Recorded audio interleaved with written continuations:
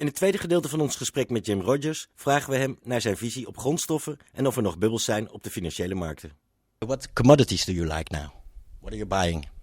Well, I'm not buying anything as we speak. I own all the commodities. The ones I own more of at the moment are agricultural commodities, because agricultural commodities are still very depressed on a historic basis, and they're going to go much, much, much higher.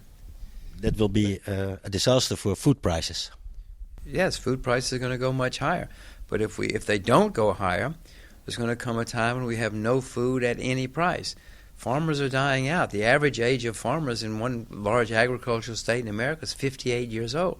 In 10 years, they're going to be 68 years old. We're not going to have any food at any price unless prices go much higher to bring in new farmers, new hectares, new supplies. Because what's happening now is going to turn into a disaster unless prices go much higher. Are you going to go into the fields and work for nothing 12 hours a day so that people can sit in Paris and have cheap food and cheap champagne? I hope you do. I hope you do, because I'll go to Paris and have cheap pâté and cheap champagne too. But unless somebody goes into the fields, we're not going to have any food at any price. So we are better hope that prices go up a lot so we can bring new supply to the market. Goldman Sachs bought for clients a part of Facebook.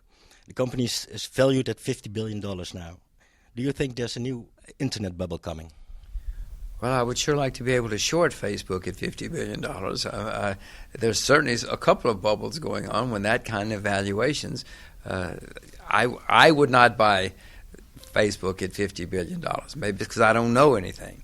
But yes, there's some serious distortions taking place in the world economy.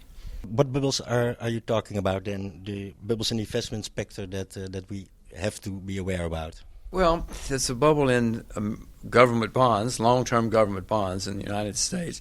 Those are much, much too high. That's a new bubble which is developing. Urban coastal real estate in China, we mentioned that. Education in America is turning into a bubble. I mean, the prices are going. It costs $50,000 a year to spend 1 year at some of the American universities. That's a bubble. Other than that, I don't see too many bubbles.